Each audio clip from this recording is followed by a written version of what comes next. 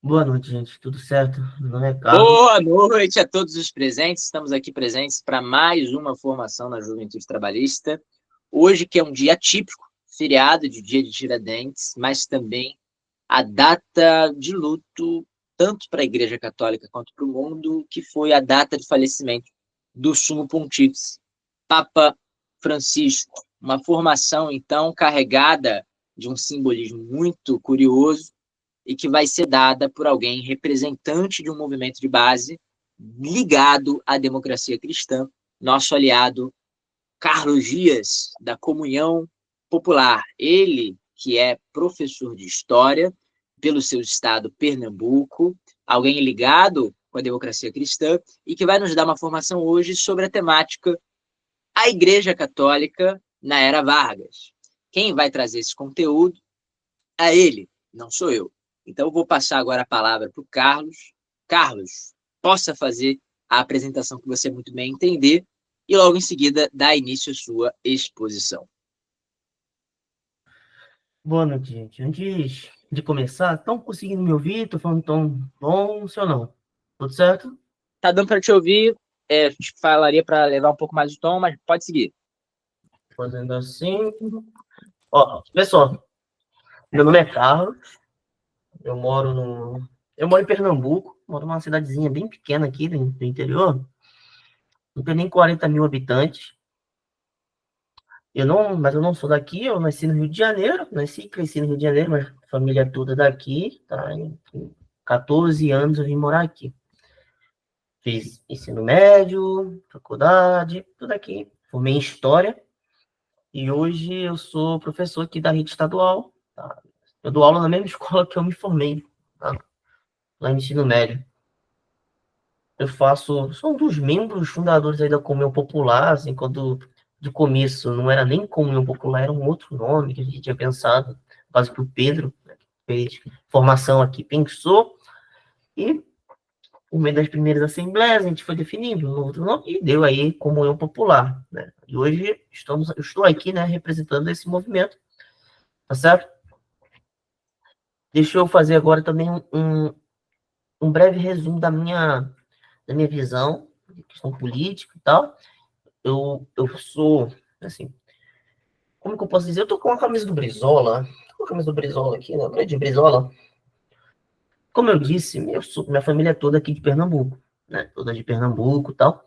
Mas nascido no Rio de Janeiro, eu tive uma tia que foi morar lá, assim, ainda nos anos 60, e foi com quem, assim, era a minha única família no Rio. Quando eu nasci, era ela que tinha lá, tipo, tia do meu pai, ela. E ela era uma típica brisolista, né? Então eu posso dizer que eu sou trabalhista de família, né? Assim, desde pequeno, sempre entendi o Leonel Brizola aí como uma grande referência. Acredito que tem vários de vocês aqui do Rio de Janeiro, né? Rio de Janeiro, quem é do Rio de Janeiro, pô, Brizola, né? E por causa disso, por causa do brisolismo e tal, tudo certo, eu parti aí para entender, eu sempre gostei de história, de tudo Vargas, e assim por diante. Ó, vamos seguir? Veja só. Eu vou colocar aqui, eu fiz um slide, assim, um slide do aula. Então, vamos lá. Deixa eu ver aqui se eu consigo transmitir. Alguém sabe como que eu... Ah, tá, já achei.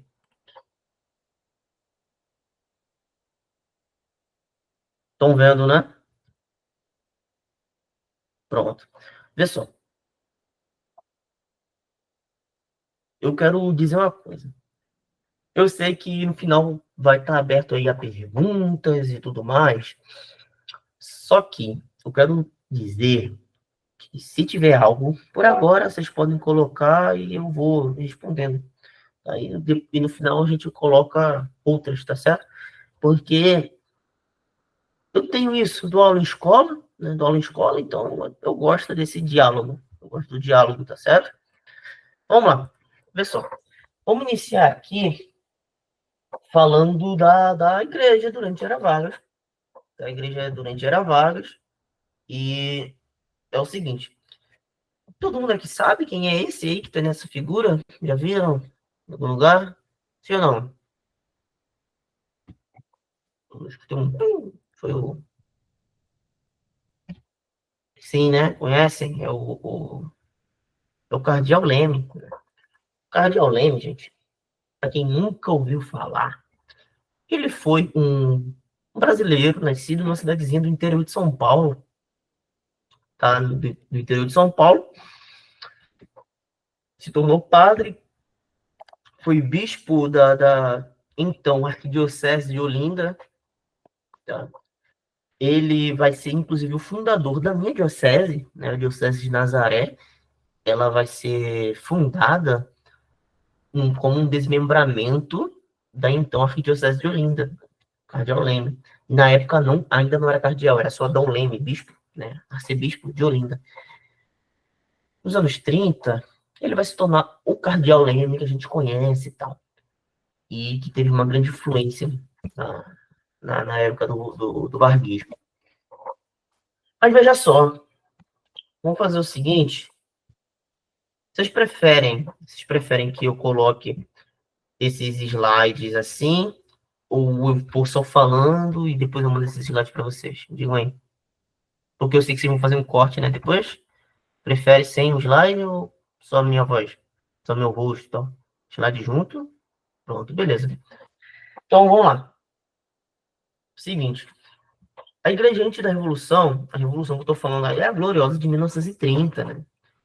Assim, 1930, Revolução, todo mundo aqui conhece. Todo mundo, né? Todo mundo conhece a Revolução de 30.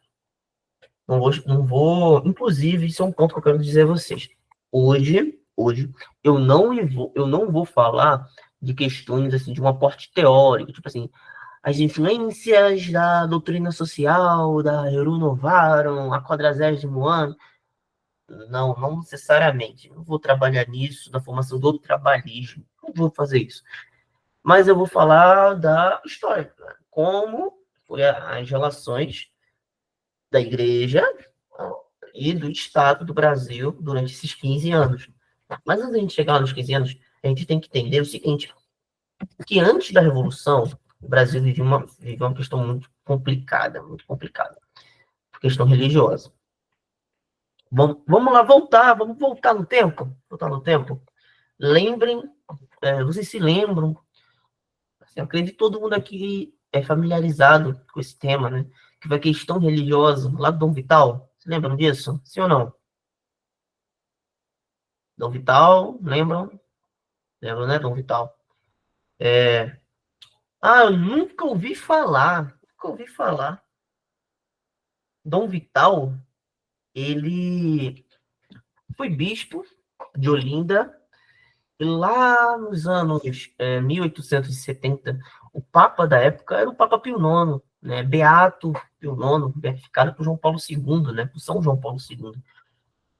Dom Vital teve uma formação ultramontana. O que era o ultramontanismo? Era uma forma em que a igreja do Brasil, ou melhor, a igreja do mundo, se configurava. Porque até os anos século XIX, como funcionava? Era uma igreja, as igrejas nacionais, elas tinham, de certa forma, uma liberdade que ia além dos trâmites que vinham de Roma. E dos países latinos, e eu digo aí na América Ibérica, né, tanto as metrópoles, né, Portugal e Espanha, como as colônias, né, o Estado do Brasil, o Estado do Maranhão, Vice-Reino do Prata, tal, mas principalmente a América Portuguesa, eles não tinham no caso, a igreja, ela tinha uma certa autonomia perante Roma.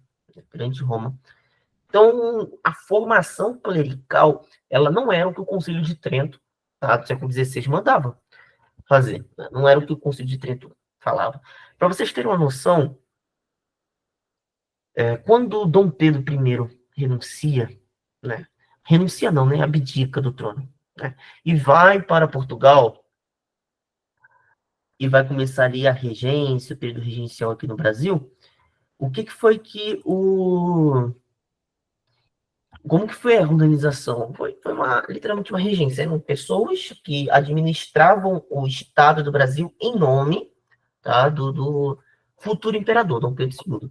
E um desses regentes foi um padre, tá, chamado Padre Feijó. O Padre Feijó, ele teve uma formação moderna da igreja e, de certa maneira, entrou no iluminismo e questões modernas da política. E uma das ideias dele, uma das críticas da hierarquia, que ele dava à hierarquia, era a questão do celibato obrigatório. Ele era contra o celibato obrigatório. Enquanto político, ele tentou passar uma lei para que o celibato obrigatório deixasse de ser obrigatório na Igreja Católica no Brasil. Vai ter um grande debate do Feijó e de outros sacerdotes que vão ser chamados de ultramontanos, que vão ser aqueles que estão além das montanhas de Roma, né? Enfim, que vão querer fazer, aplicar os cânones da igreja, as leis eclesiásticas da igreja no Brasil, né? E não querer criar uma nova religião, uma nova forma de ver o catolicismo propriamente no país, tal. Então, quando isso acontece, vai ter um ponto, né? Vai ter uma reação. Né? Feijó ele não vai conseguir fazer o que ele queria, tá? Mas vai ter uma reação. Vai ser criado um novo clero, tá? Um novo clero no Brasil, um clero bem ligado ao que vinha de Roma, tá? Vindo de Roma. Então, essa turma que vinha de Roma, eles eram chamados de ultramontanos e vão começar o processo de romanização. Esse processo de romanização vai começar na Diocese Mariana, tá? Com o bispo, tá? Dom Viçoso, é um bispo português, que era bispo aqui no Brasil. Isso o Brasil já é independente, tá? Não tinha ligação política mais com Portugal, mas não. Isso foi ali nos anos 50, anos 60 do século XIX. Então vai começar uma mudança na igreja. E a igreja e o Estado, eles eram unidos no Brasil. Não existia Estado laico, a secularização das instituições, elas eram uma coisa muito distante, tá? Era uma coisa muito distante de verdade, muito distante de verdade. E a população não tinha, né, apesar de não ter amparo religioso, por exemplo, onde eu moro, hoje é a Diocese de Nazaré. Antigamente era a Diocese de Olinda. A Diocese de Olinda. Só que a Diocese de Olinda, no século XIX, para vocês terem noção, ela era em Pernambuco inteiro, na Paraíba, no sul do Ceará, tá ligado? Em Alagoas. Era uma diocese muito grande, com poucos padres, e que não conseguia cumprir uma das leis do Concílio de Trento, que era que um bispo, ele precisa, isso até hoje, né? Um bispo, quando eleito, ele precisa visitar todas as paróquias da sua diocese. Isso não era algo possível de ser feito no século XIX, por dois motivos. As dioceses eram muito grandes e o acesso de uma cidade para outra era impossível, por causa das estradas, eram horríveis, né? Enfim. Beleza? Entendendo isso, vamos chegar no ponto que quem escolheu os bispos era quem? Melhor, quem permitia os bispos era o imperador. E, vamos lembrar, né, todo mundo aqui já ouviu falar lá na Guerra do Paraguai, que só se chama Guerra do Paraguai aqui, né? No Paraguai se chama Guerra da Tríplice Aliança. Mas durante essa guerra, quem vai fazer um apoio religioso, ou seja, os capelães, vão ser missionários estrangeiros, principalmente da Ordem dos Capuchinhos, tá? E quem é que vai ser vitorioso da guerra? O Brasil. Quando sai vitorioso, o imperador Dom Pedro II, ele vê que tem que agradecer os capuchinhos de alguma maneira, então ele vai querer escolher um capuchinho como bispo. Só que a maioria dos capuchinhos eram estrangeiros, e ele não queria um clero estrangeiro nos altos postos, tá? Nos bispados e tal, porque na cabeça do Dom Pedro II, uma romanização, ou seja, uma aproximação da igreja e do povo da igreja, o povo de Deus, nacional, com o que vinha de Roma, era algo prejudicial para a forma do Estado brasileiro se organizar. Eles queriam essa separação. Então, ele foi escolher uma outra pessoa. Ele foi escolher uma outra pessoa, um capuchinho. A recomendação que os capuchinhos deram, tem que ser brasileiro? Tem. Escolha esse aqui, ó, Vital, Dom Vital. Então, vai virar Dom Vital. Acho que ele foi feito bispo aí com menos de 30 anos, assim, acho que ele tinha uns 23, 24 anos. Ele era nascido na cidade de Pedra de Fogo, né? Hoje é Pedra de Fogo, acho que na época fazia parte da cidade de Itambé, aqui na minha região. E quando ele se torna bispo, né, o Papa faz tal, ele se torna bispo. Só que Dom Pedro não esperava que foi exatamente Dom Vital que vai aplicar o que vinha do Papa. E uma das leis do Papa, da época, era a proibição de doações em irmandades religiosas, né? Essa proibição de doações das irmandades religiosas causou o quê?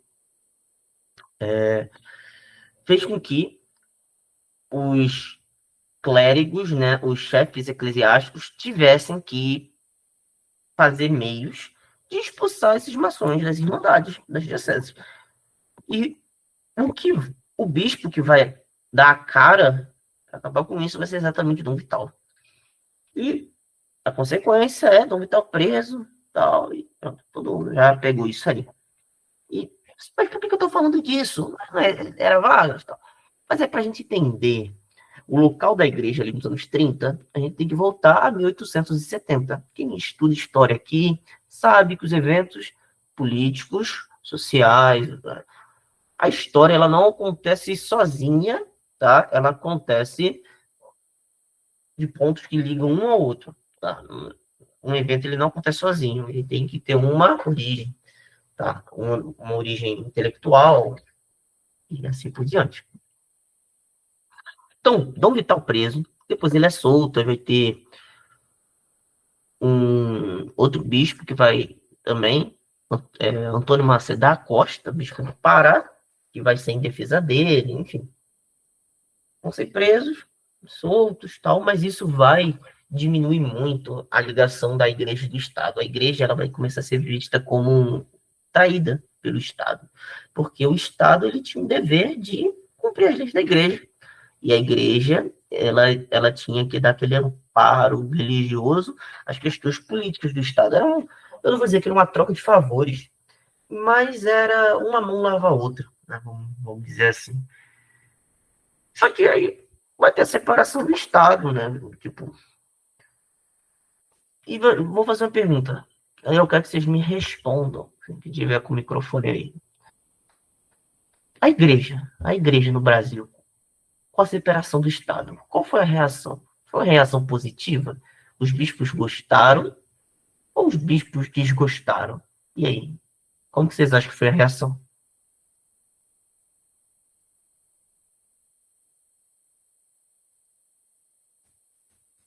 E aí, alguém? Rapaz, pelo que eu estudei, a reação foi meio separada. Teve muitos que acharam interessante a ideia, e outros acharam que era o fim. Era o fim, né? Ó, a hierarquia oficial, em sua maioria, ficaram receosos com o golpe, porque eles tinham medo do Brasil se tornando uma república laica, ser algo parecido com a França. Mas, ao mesmo tempo, vão ter clérigos que vão ser favoráveis. Por exemplo, aqui na minha cidade, como eu disse, é uma cidade pequena.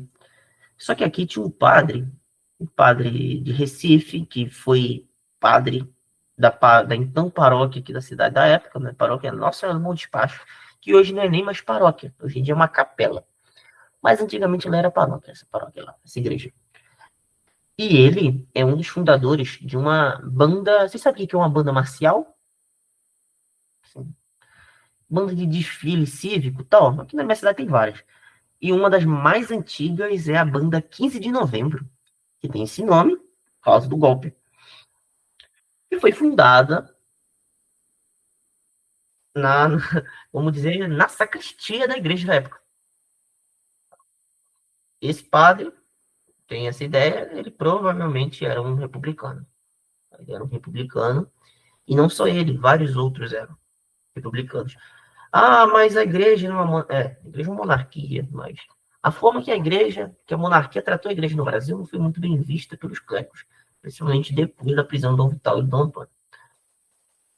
Aí, vamos lá. Acaba o padroado,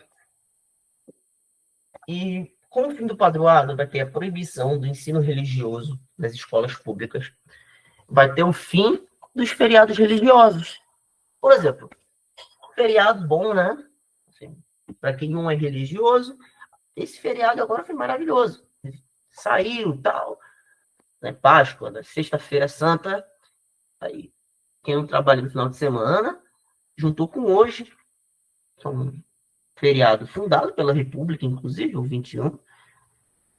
Mas veja, Páscoa vai deixar de ser feriado, Natal vai deixar de ser feriado, Corpus Christi vai deixar de ser feriado, Dia de Todos os Santos vai deixar de ser feriado, Assunção de Maria, 15 de agosto, que inclusive aqui na minha cidade também tem uma banda marcial chamada 15 de agosto, que é dessa época também. E o 8 de dezembro também vai deixar de ser feriado. E aí, gente? Como vai ser a reação do povo nisso aí? O povo não estava não tinha entendido muito bem. O povo era analfabeto. O povo era analfabeto, não tinha noção muito do que estava acontecendo. Mas os padres, você lembra que eu falei do Dom Vital? E teve um outro que foi preso também, esse Dom Antônio?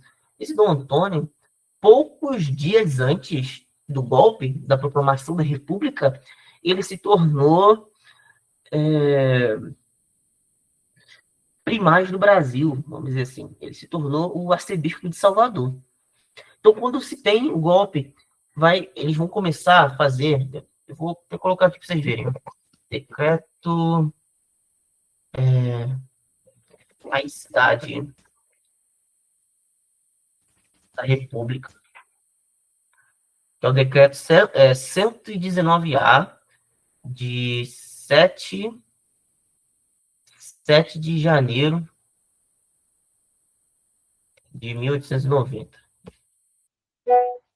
Olha só. Assim diz o decreto. Proíbe a intervenção da autoridade federal e dos Estados Federados em matéria religiosa. Consagra a plena liberdade de cultos, extingue o padroado e estabelece outras providências. Enfim, esse documento ele vai ser escrito aí pelo governo provisório, tá? Se vocês verem, ele é de 1890, um ano antes da Constituição Republicana. Antes de ter a Constituição Republicana, eles já se preocuparam em separar o Estado da Igreja. E veja, isso aqui é de janeiro, então foram 2 meses, menos de 2 meses da proclamação, tá? Proclamação 15, dia 7 de janeiro, já estava ali uma separação, um decreto de separação do Estado. E aí? Se vocês verem, está dizendo um ponto aqui bem interessante, olha. Plena liberdade de culto, né? Proibição da intervenção do Estado em matéria religiosa. E veja só que interessante. O Estado vai dizer, eu não vou interferir na religião. Não vou interferir na religião. E isso foi algo visto com bons olhos pelos elite eclesiástica do Brasil. E esse documento ele vai ser redigido pelo governo provisório no meio de uma barganha feita pelo Dom Antônio, o primaz do Brasil, o arcebispo de Salvador. Ele barganhou com o governo, lá com o Rui Barbosa, para impedir que a laicidade do Brasil fosse a francesa. Para ele, se fosse para ser um Estado laico, que fosse como os Estados Unidos, que existe uma liberdade de religião e que a matéria religiosa ela não fique somente em questão de foro íntimo e tal. Enfim, conseguiu isso. Só que, ao mesmo tempo, o Estado acabou com os feriados religiosos e proibiu o ensino religioso nas escolas públicas. Beleza. Então, é igreja ela saiu ganhando ou ela saiu perdendo com a proclamação? Depende. Depende. E também existiu ali o catolicismo popular, tipo Canudos. Canudos é uma coisa além, né? Canudos era um movimento religiosamente católico, mas não teve apoio da hierarquia. A hierarquia, na verdade, olhou de forma negativa. A hierarquia que eu estou falando aí são os bispos, né? Os bispos olharam para Canudos e falaram, meu Deus, que absurdo. E Canudos é um caso à parte, era um pessoal monarquista. Só que ao mesmo tempo que acontecia Canudos, tinha lá os padres felizes, porque agora tem república. Porque o padroado acabou. Ah, mas o padroado não facilitava a igreja de fazer a religião ser exclusivamente católica e não ter mais nada? De certa maneira era isso sim. Só que tem um detalhe, meus amigos. Um detalhe, meus amigos. O Estado, ele impedia que a igreja fizesse as coisas por conta própria.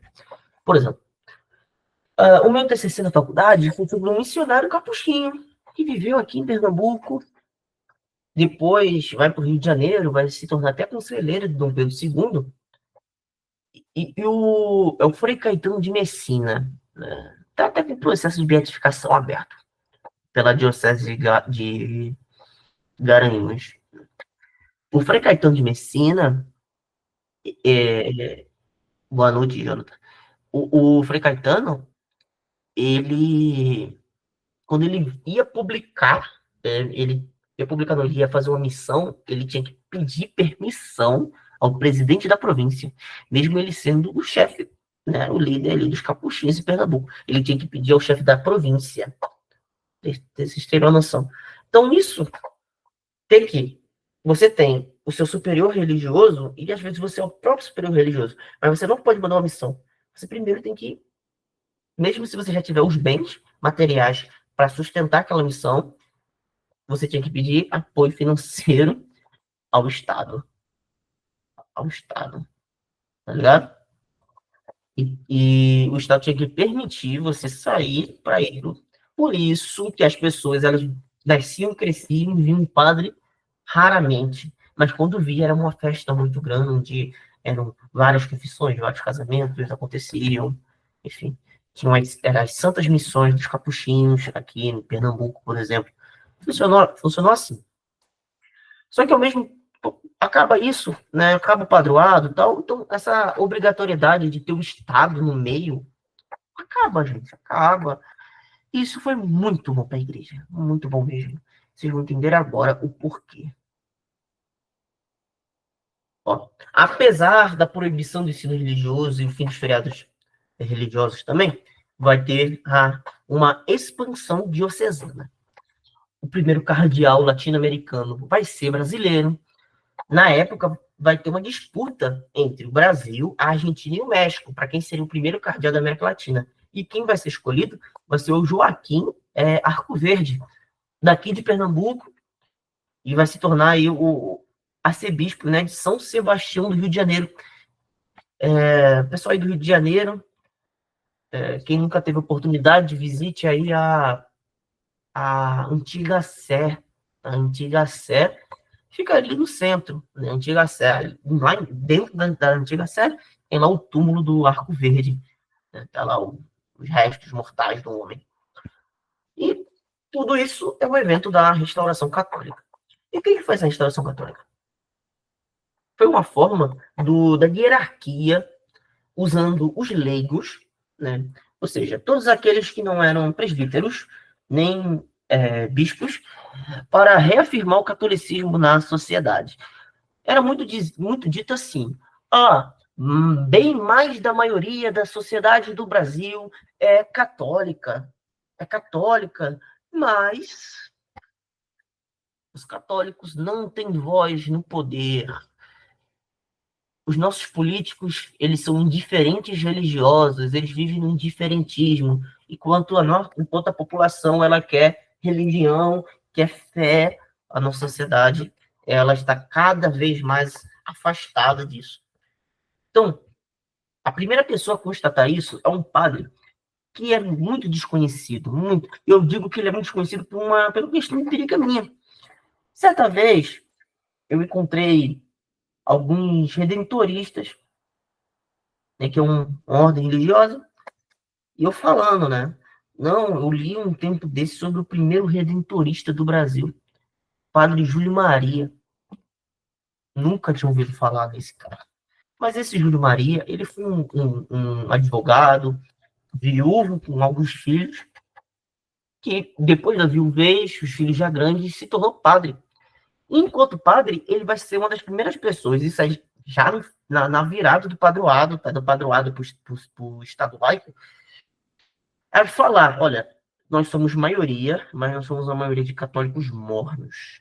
Por quê? A nossa religião é uma religião que ela não é exatamente o que deveria ser, e nós não temos participação na cultura, nós não temos participação na sociedade e tal.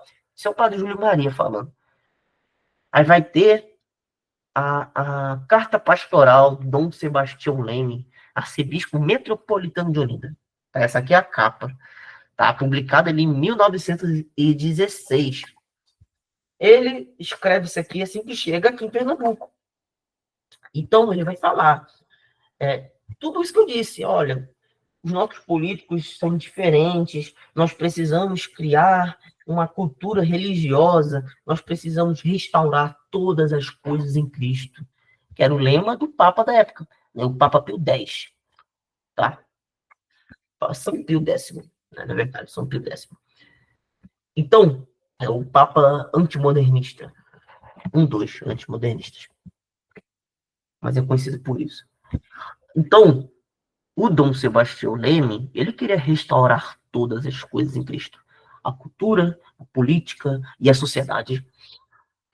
E por meio disso, dessa carta pastoral, ele vai influenciar algumas pessoas, como o padre Leonel Franca, jesuíta, e um intelectual chamado Jackson de Figueiredo.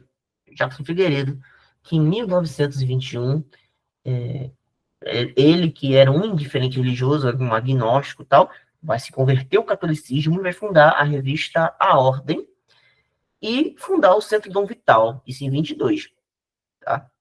Então, a restauração católica vai ter esse braço eclesiástico, tá? Dom Sebastião Leme e os outros bispos da época, e o braço leigo, que vai ser encabeçado aí pela turma do Centro Dom Vital, que inclusive existe até hoje o Centro Dom Vital, certo? A sede é lá no centro do Rio de Janeiro, se eu não me engano, no edifício Porto Alegre. Então, os missionários vão surgir nessa época. No caso, não vão surgir nessa época, mas eles vão ganhar agora um ponto muito interessante, que agora eles não vão precisar mais pedir permissão para o governador, para o presidente da província, para o presidente. Não. Eles vão se organizar e, por conta própria, vão fazer suas missões. As dioceses elas vão expandir. Vai começar a ter um pensamento anticomunista e antiliberal muito ampliado na época, tá certo? Muito influenciado pela encíclica do Papa Leão XIII, a Rerum Novarum, que vai ser aí um dos fundadores do neoplatonismo e da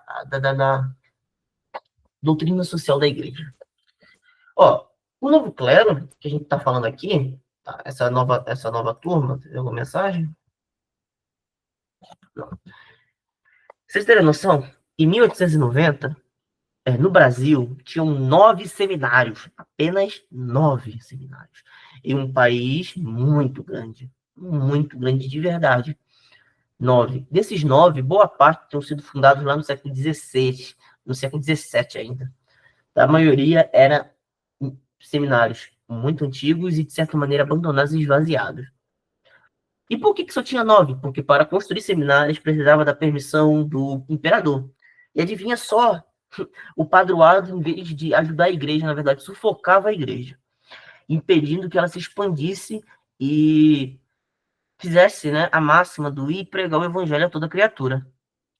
Então, em 1927, veja só, agora tinham 15 seminários maiores, tá? De 9 agora são 15, além de 30 seminários menores. O que é seminário maior? O seminário maior é o pessoal mais velho, que passou pelo menor e já está ali pronto, Porque hoje em dia o cara, para ser padre, assim, normalmente entra já mais velho, mas antigamente o menino entrava com 8, 9 anos.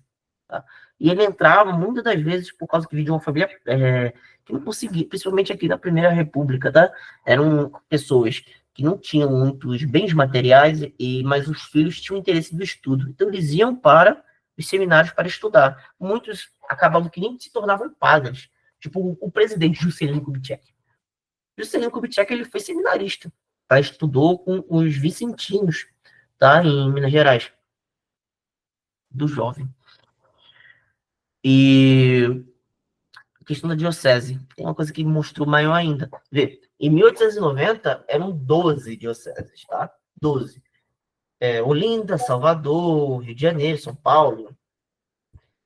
Em 1930, as 12 viraram 69. Só que em Pernambuco, em 1918, foi Pesqueira, Nazaré e Garanhuns. Só em Pernambuco. Só em Pernambuco. Vai ter a Diocese de Botucatu, as do interior do Ceará também. Enfim, muitas dioceses vão ser fundadas aí em 40 anos. E esse novo clero, ele estava sendo muito moldado pelo pensamento da época, que era Dom Sebastião Leme, que trazia o pensamento europeu, o pensamento que vinha de Roma, para o Brasil. E os clérigos formados no Brasil, eles agora estavam indo para Roma também. Eles iam estudando no Colégio Pio Brasileiro, né, no Colégio Pio Latino-Americano, depois no Colégio Pio Brasileiro. E quando vinham para o Brasil, eles vinham trazendo as inovações, inovações para o Brasil. Mas a ortodoxia católica, que era vista ali no Concílio de Trento já, mas no Brasil não chegava. Então, essa turma era anticomunista e era antiliberal. Sabe que também era anticomunista e antiliberal? E aí? Os movimentos políticos dos anos 30, que vão ter muita influência da doutrina social da igreja. E isso aí, vamos dizer, de movimentos de direita, tá? Tipo, integralismo. Integralismo é nada mais, nada menos que isso aí. Tá? O integralismo tem suas variações e tal, mas o varguismo, ou melhor, o trabalhismo também é. Eu sei que podem ter pessoas que podem dizer, não, eu sou comunista e sou varguista ao mesmo tempo. Eu conheço gente assim, tá? Eu conheço gente assim. Mas, na minha visão, fazendo um juízo de valor que vocês aqui podem até discordar de mim, e vocês podem até depois falar, mas para mim isso aí é uma coisa que não existe, tá? Questão histórica, eu sei que o Luiz Carlos Prestes depois vai ser presidente do PDT, tá? Mas originalmente não tem ligação. E o trabalhismo, inclusive uma recomendação de leitura, tá? Isso aqui, A Invenção do Trabalhismo, Ângela de Castro Gomes.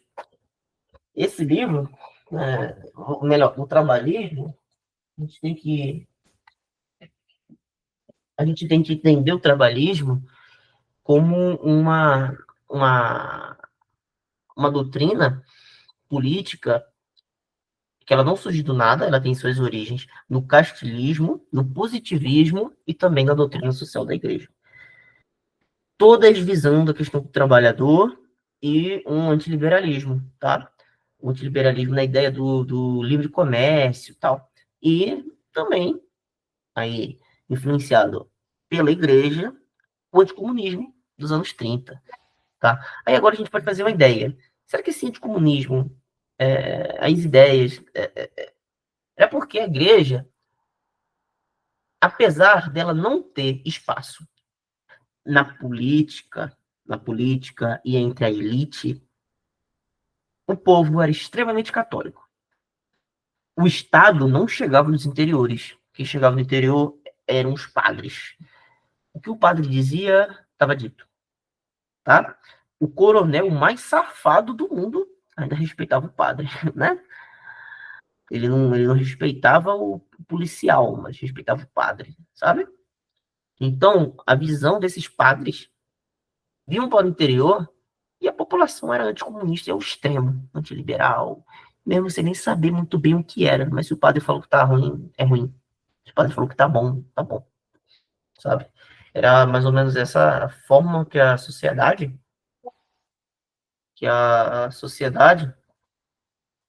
se organizou. Aí vê só, quando tem a revolução, o nosso agora cardeal Leme tinha se tornado cardeal tinha uns 2 meses com o falecimento do Arco Verde. Já viram essa figura, essa foto aqui? Pessoal, aí já viu essa foto em algum lugar? Quem sabe me dizer o que é isso aqui? Essa foto aqui é uma foto. Não é o Leme e o Vargas, não. É o Leme e o Washington Luiz. É o Leme e o Washington Luiz.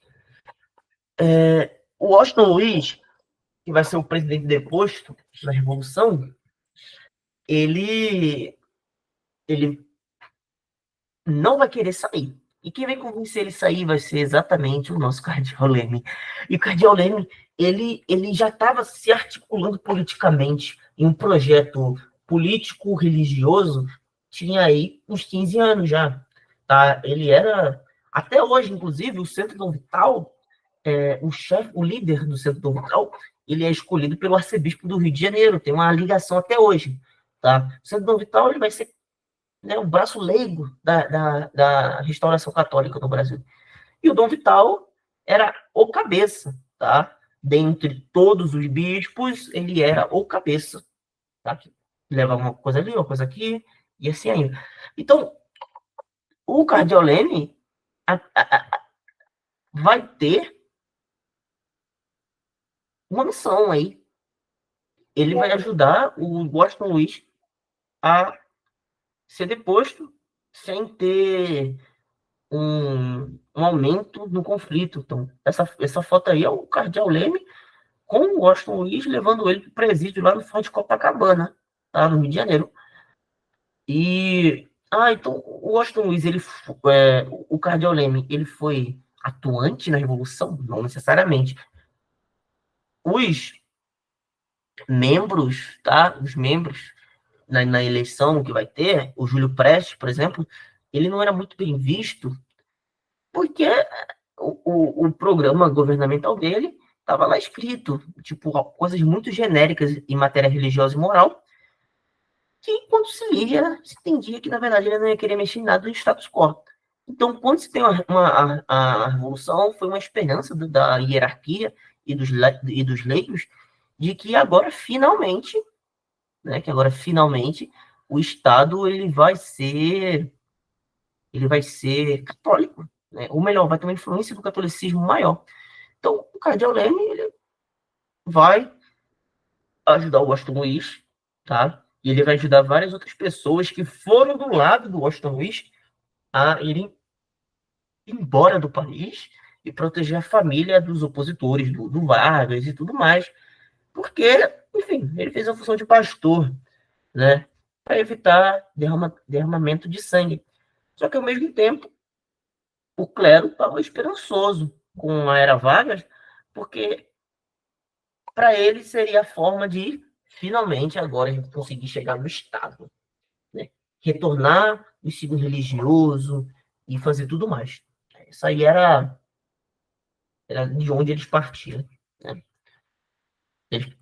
Isso é fato, né? Assim, organizando a juventude, se organiza o país por meio das escolas e a igreja queria estar lá no meio das escolas também. E, cara, o governo provisório vai ser essa turma aí, né?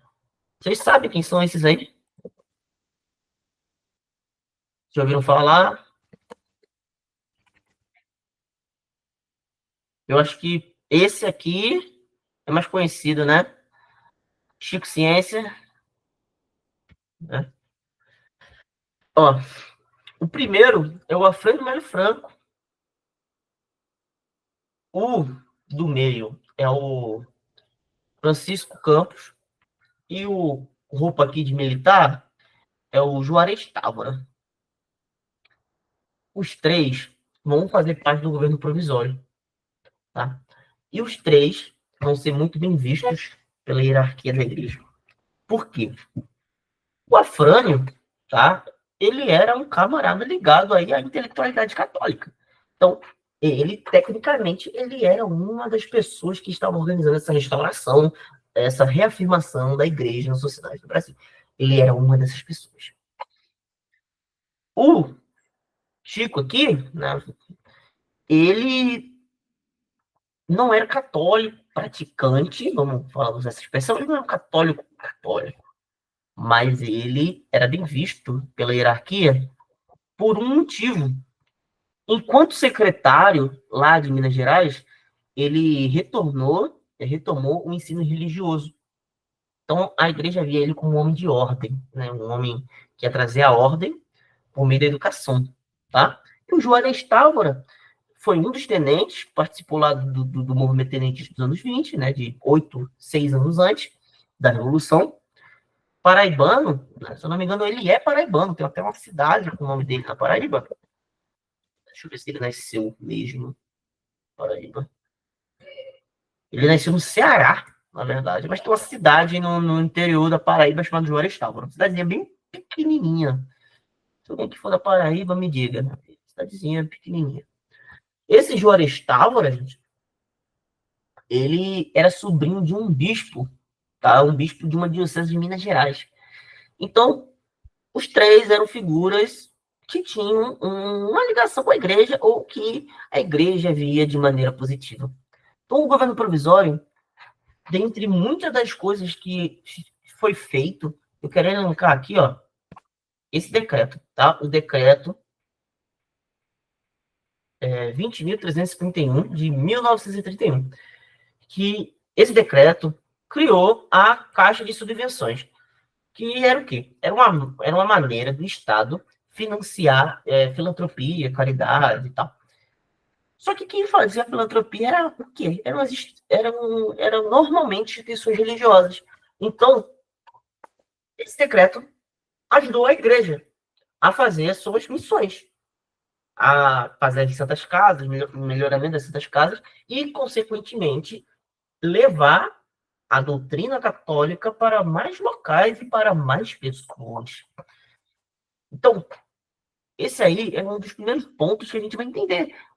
A Era Vargas, de fato, ela teve aí uma ligação com a igreja, né? Uma ligação com a igreja. Esse é o primeiro dos decretos. Você lembra que eu falei dos seminários? Os seminários aumentaram muito na década? Como eu mostrei aqui, ó. 1890 e 1827, tá? O 27 presidente é o Arthur Bernardes, tá? Mas depois ainda vai ter fundação de outros seminários e os que já tinham vão começar a receber dinheiro do governo, tá? Tanto por meio de questões filantrópicas, mas também por causa da reforma campus. O Chico Ciência, tá? Ele vai reintroduzir na reforma campus o ensino religioso nas escolas públicas, mas de maneira facultativa. E também o incentivo às escolas confessionais. Ó, dizer a vocês, antes já existiam escolas confessionais. Aqui na minha região mesmo, quando a diocese é fundada, a diocese é fundada. Com a diocese vem uma quadra de esportes, tá? Tem a catedral, tipo, por trás, assim, tem a quadra de esportes. Foi fundado um seminário menor, numa cidade aqui próxima, e foi fundado uma escola de vinda de missionárias belgas, francesas, algo assim. Isso aí ali no anos 10 ainda, virada dos anos 20, na verdade, a escola dos anos 20. Só que agora, essas escolas confessionais, elas vão ser ainda mais ampliadas e os seminários, que seriam os locais para formar a nova hierarquia da igreja, tanto essas escolas confessionais que seriam para formar os leigos, quanto as escolas públicas, que eram para formar o povo, também vai ter esse ensino religioso. A facultativo, o menino tinha aula de religião, e era religião católica, não era nenhuma outra religião, era religião católica apostólica romana. A aula de religião que eles tinham era de catolicismo, não era obrigatório, era facultativo. Muito melhor que antes, né? Que antes era proibido. Era proibido. Agora é facultativo. A família que quiser ter, vai ter. E a maioria das famílias queriam tá? Se você pega os dados da época, se mostra que a maioria dos alunos tinham aula de religião que as famílias queriam. Que o Brasil era um país católico. Que a religião era muito importante para o povo. O padre estava onde o governador não estava, sabe? E o clero, a partir daí, vai começar a contribuir nas políticas educacionais, tá? Nas políticas educacionais. E por causa disso, por causa da reforma Campos, vai ter uma treta aqui muito grande com as escolas novistas.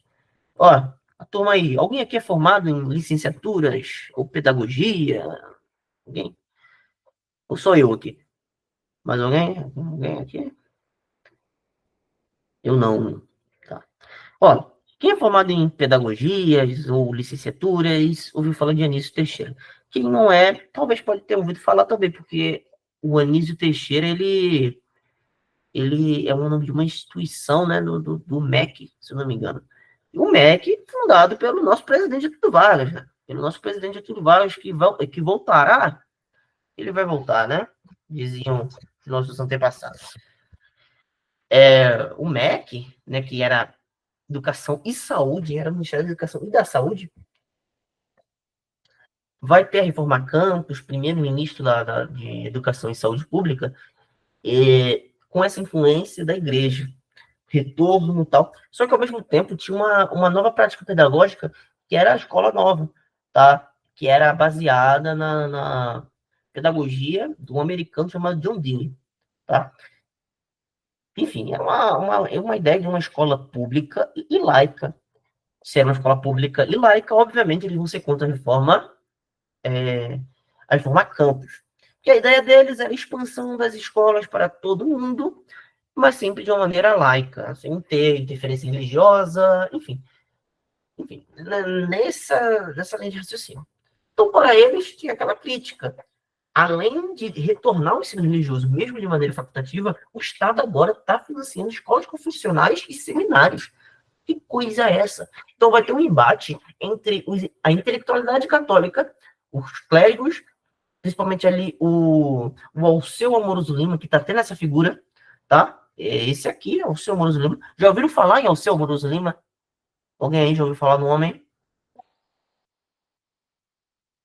Alceu Amoroso Lima, ele foi aí líder do Centro Dom Vital, assim, porra, referência demais para mim, tá? Nessa figura tá ele, tá o Dom Helder Câmara aqui, olha, na época, Padre Câmara, tá? Formado aí nos Lazaristas do Ceará, líder, membro da Legião Cearense do Trabalho, enfim.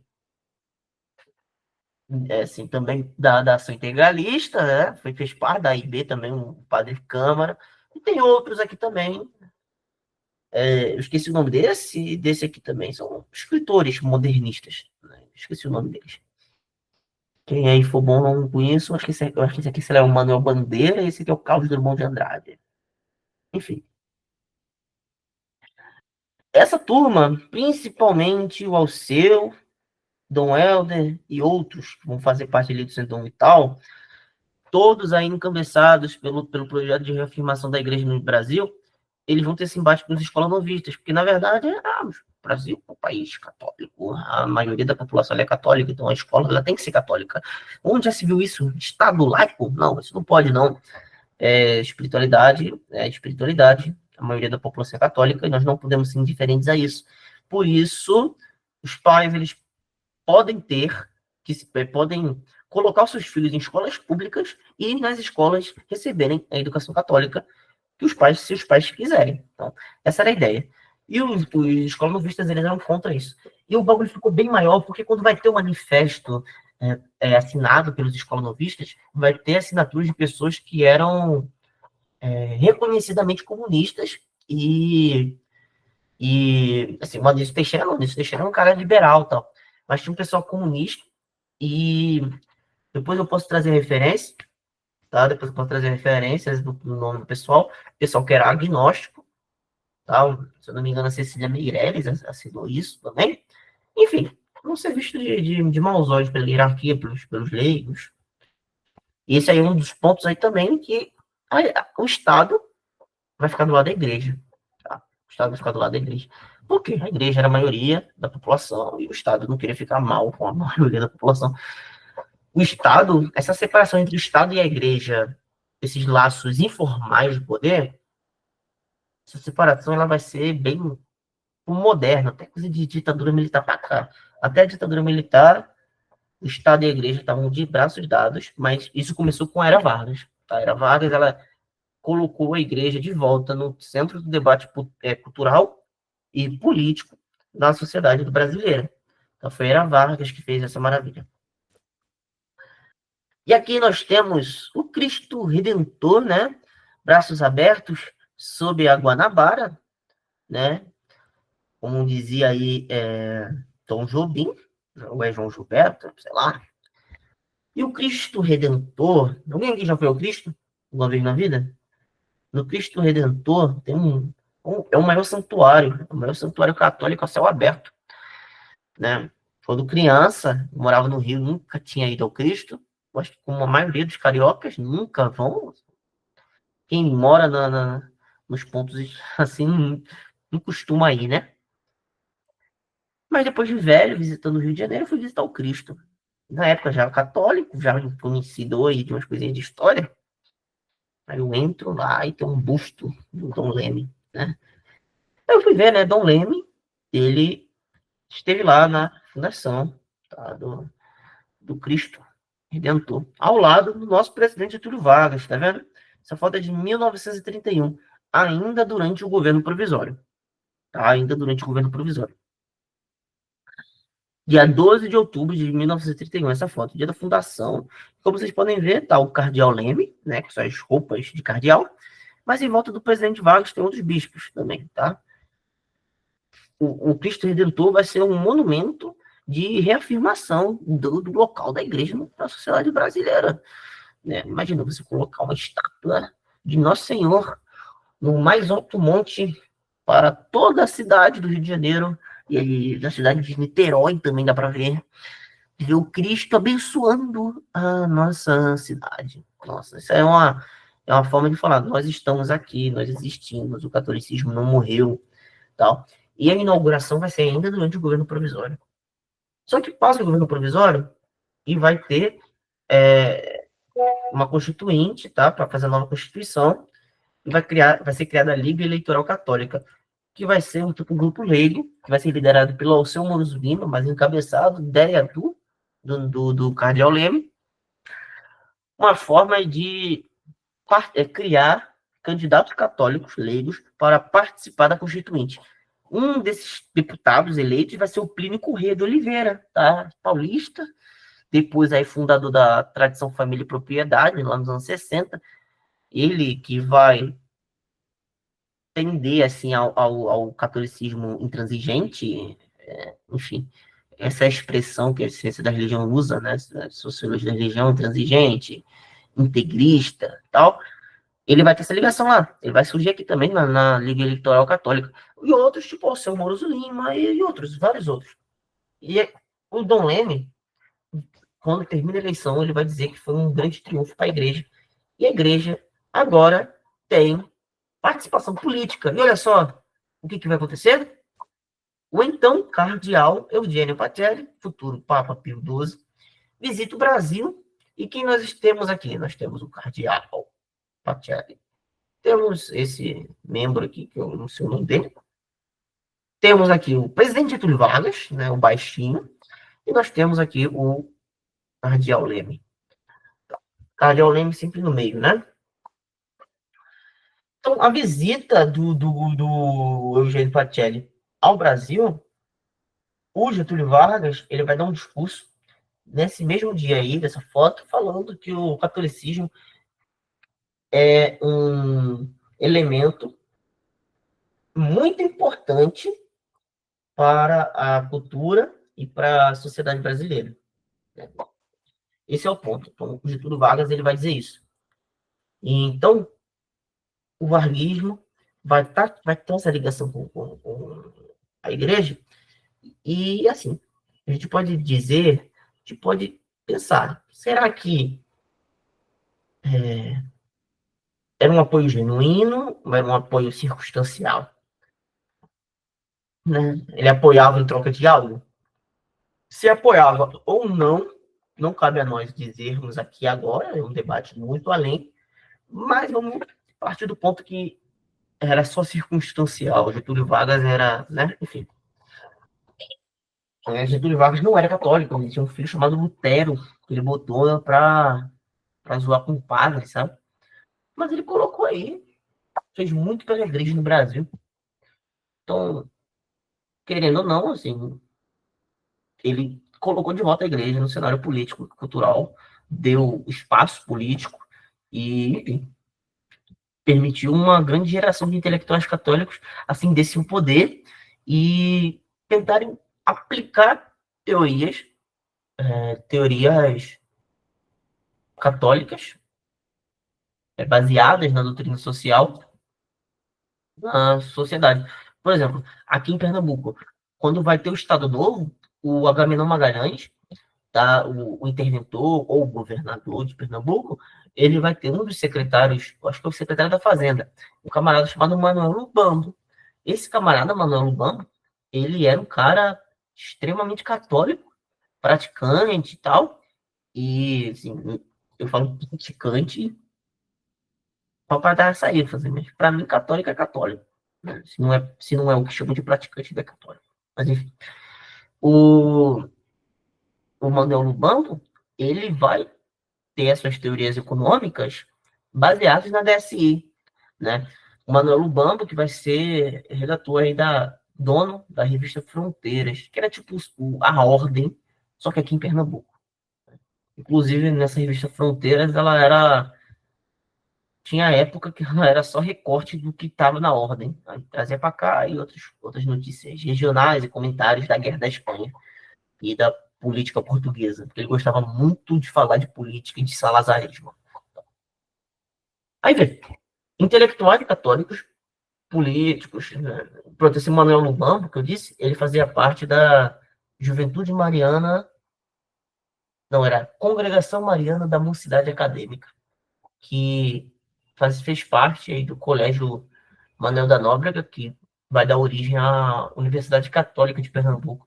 Aí, tipo, era um grupo de jovens católicos que vão acabar tendo espaço na política por meio das políticas do varguismo. Né? Então, a igreja ela vai ter essa participação. O Cristo Redentor, a Reforma Campos, tal, são monumentos, são coisas materiais, tal, mas o que o Vargas mais fez, o Vargas, o governo Vargas fez pela igreja foi ter dado a permissão da igreja falar politicamente e a cultura religiosa voltar a ter espaço no debate público do Brasil, não só dentro dos meios religiosos, mas até mesmo meios seculares, como o próprio Vargas, que era agnóstico.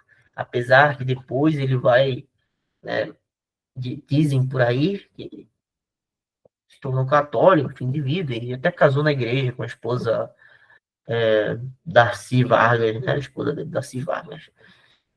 Então, isso, essa apresentação, não, vou tirar aqui, que a gente tinha preparado no slide. Mas eu quero trazer também que o anticomunismo do Getúlio Vargas, da igreja, ela ajudou também, né, tipo, a Divina Redemptoris de 35, né, 35 a 33 do Papa Pio XI, ela vai ajudar também no discurso político do Vargas e dos integralistas, que até um certo ponto vão ser apoiadores do varguismo, a construírem discursos a favor do governo. O anticomunismo religioso vai ajudar muito na manutenção governamental aí dos anos 30. Tá? E como foi a relação posterior, né, da igreja com o varguismo? A igreja pós-Vargas, ela vai continuar tendo um destaque, tá? Nos anos 60, né? É porque depois vai começar a ter várias variações de interpretações de DSI, novas formas de pensar a sociedade, tipo o humanismo integral do Jacques Maritain e outras variáveis, que vai fazer com que o varguismo não se, melhor, o corporativismo varguista, tá? Não seja a única maneira que os católicos vão pensar que possa ser aplicado. Então vai surgir variações de catolicismo, de formas, tipo, como eu já disse, a TFP, tá? Que é tipo o lado tipo, reacionário, à direita, tal, vamos dizer assim.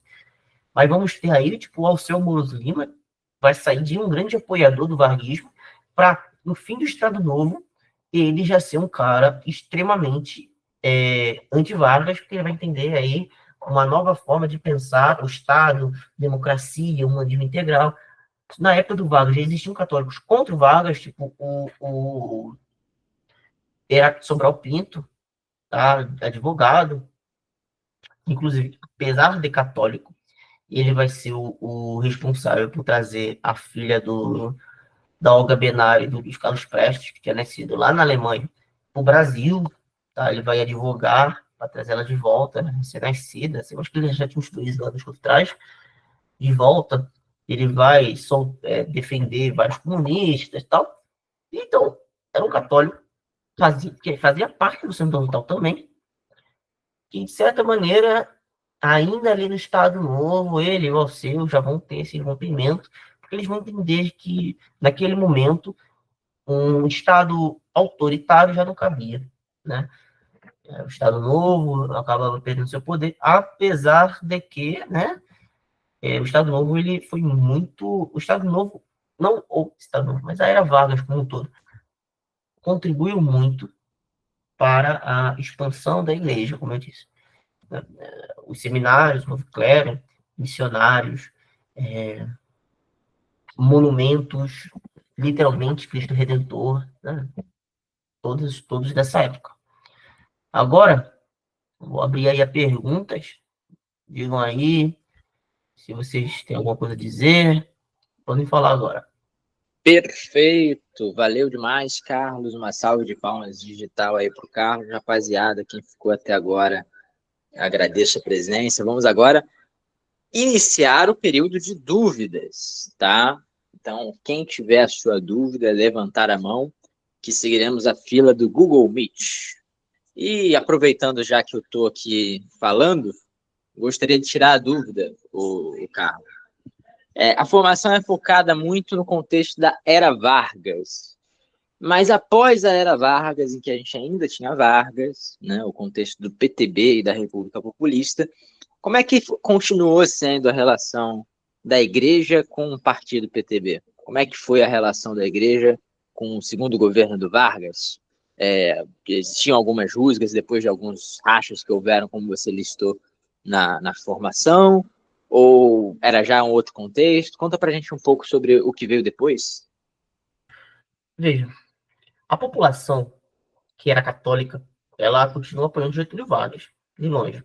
Mas os intelectuais, principalmente por influência do Jacques Maritain, eles já não entendiam mais uma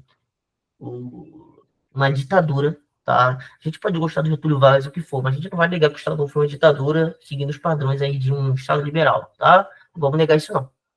Aí você pode dizer se foi uma ditadura boa ou uma ditadura ruim. Não vou entrar nesse debate. Mas os intelectuais da época, como eu falei ao seu, né, que vai ser o intelectual, tá, do século XX, ele vai se tornar um opositor, mas o Alceu ele vai tender a entrar, ser um dos pais do progressismo católico, né, que vai dar origem à teologia da libertação, por exemplo, Frei Beto, Leonardo Boff, enfim, ele vai ter essa ligação. Mas, no segundo governo Vargas, a igreja, ela continuava tendo todo esse pensamento anticomunista, tudo mais. Por exemplo, aqui na minha cidade, assim, como eu disse, minha cidade é pequena, mas aqui tem muitas coisas, tá? E aqui tem um camarada, que ele foi candidato a governador de Pernambuco nos anos 50. E a igreja da época, fez campanha nas missas contra ele, porque ele era uma pessoa ligada ao Partido Comunista, tá? No Rio de Janeiro e depois aqui em Pernambuco. Ele era daqui da minha cidade mesmo, mas fez fama no jornalismo fora. Aí a igreja via ele como um comunista, então a ideia anticomunista ela continuava muito presente, antiliberal e tal. Essas mudanças, do que a gente vai, sei lá, chamar de igreja progressista, um diálogo maior com partidos à esquerda, é coisa dos anos 60 para lá. Né? Até os anos 60 era bem fechado, assim por diante. Então, o Vargas, Getúlio Vargas, o trabalhismo, ele não vai ter mais aquele apoio fechado de toda a hierarquia, do clero, dos leigos, não vai ter não. Na verdade, vai surgir aí o Partido Democrata Cristão, tá? O Partido Democrata Cristão vai ter como membro aí o seu fundador, vai ter o Franco Montoro, depois vai ser fundador do PSDB, né? Vai ter outros partidos cristãos da época, Partido Social Cristão, se não me engano, dessa época também, Partido Socialista Cristão, acho que esse é o nome, que vai ser fundado por um bispo excomungado, né, que vai ser o bispo que vai fundar a Igreja Católica Brasileira. Mas, enfim, não vai ter mais essa questão todo mundo fechado com valas, apesar de que o João Goulart vai ter uma oposição de parte da igreja, porque vão dizer que ele era comunista, né? Assim, discordo muito que o João Goulart era comunista.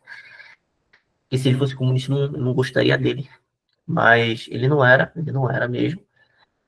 Mas apesar disso, ele tinha uma posição, tinha um pessoal que, tipo, rezava contra ele, fazia rosário contra o comunismo, isso aí nos anos 60, tá? E o Vargas, o João Goulart, no histórico discurso da Central do Brasil, antes aí, poucos dias antes do golpe, ele vai citar o Papa João XXIII, vai falar sobre necessidade de reforma agrária, das reformas de base. Então, ainda tinha o trabalhismo, ainda com essa influência do catolicismo. Apesar de que os católicos estavam cada vez mais pegando esse anticomunismo. Os pequenos grupos anticomunistas que tinham nos anos 60, eles eram anti-João Goulart e queriam, e também, de certa maneira, discursavam contra o Vargas, por causa que, a maioria das vezes, eles eram liderados pelo Carlos Lacerda, né, opositor histórico do varguismo. Enfim, estou me prolongando demais. Perfeito. Alguém tem mais alguma dúvida? Teve um cara que levantou o braço, não sei quem foi. Aqui não consta ninguém com a mão levantada. Então, caminhamos para o encerramento. No geral, Carlos, a formação atingiu um tempo relativamente alto, então acho que é até positivo aí que não tenhamos tantas dúvidas. Vou encaminhar então para as conclusões. Carlos, passando agora, retornando a palavra para você dar as conclusões que você achar necessárias para a formação. Então, gente, eu quero, por agora, agradecer, né?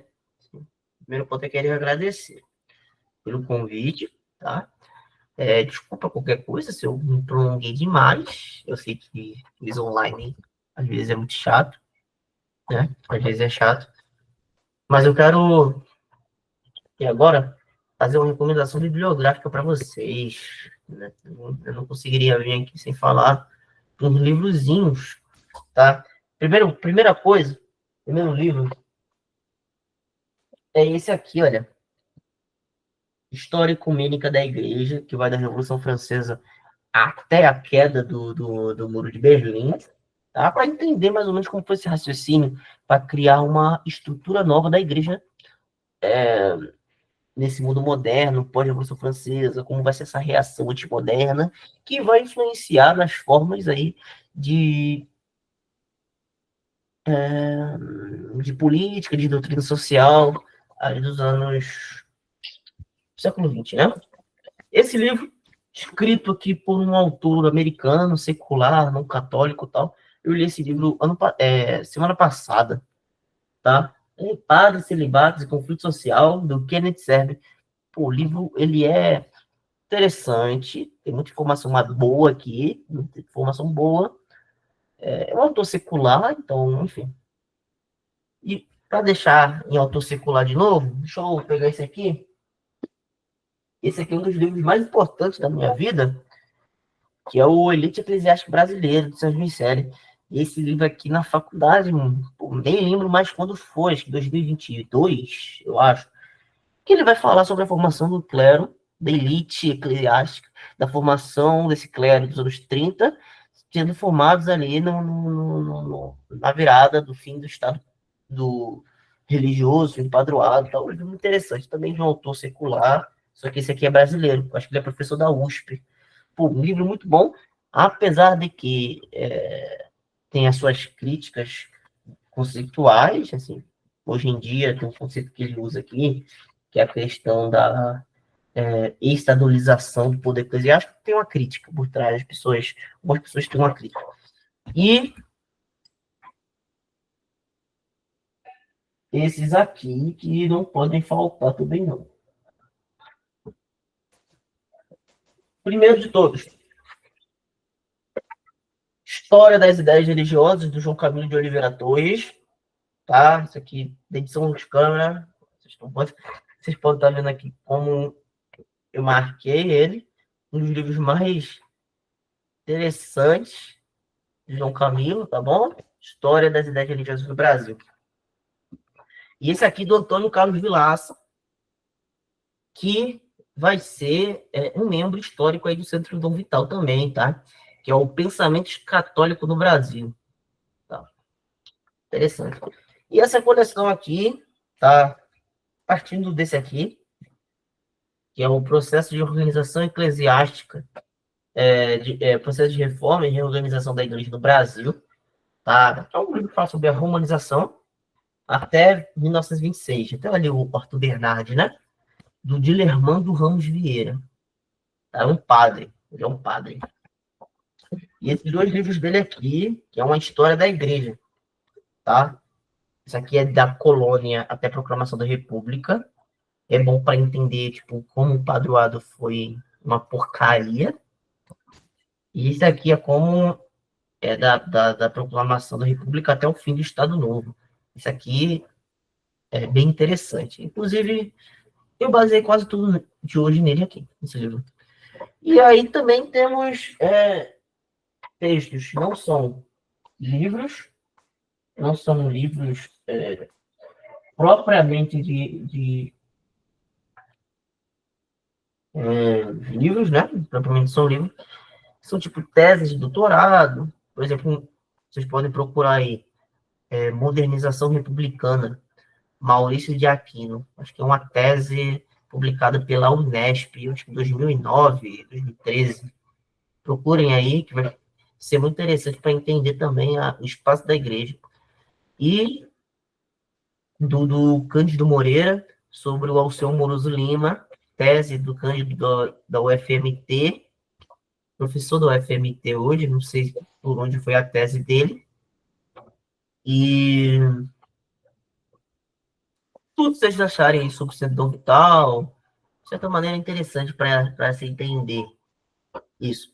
Então, minha conclusão é essa. Recomendado bibliografia sobre o trabalhismo. Acredito que todo mundo aqui conhece, tá? Como mostrei antes. Gestão trabalhismo. E outra coisa, não sei se vocês sabem, mas antigamente eu tive um podcast de história e teologia. Assim, Os Macabeus. Procurem aí no YouTube, no YouTube não, no Spotify. Tem um episódio lá sobre o trabalhismo. Procurem lá, que eu conversei lá com um cara muito conhecedor do trabalhismo. Talvez vocês conheçam o cara. Ele é bem presente na internet. Depois vocês procurem aí, se precisarem, eu mando o link aí para quem tiver meu número e vão espalhando por aí. Eu não faço mais parte do podcast, acho que nem existe mais, só que tá lá, tá no ar ainda. Enfim, qualquer coisa, dizendo aí. E aí, mais alguma coisa?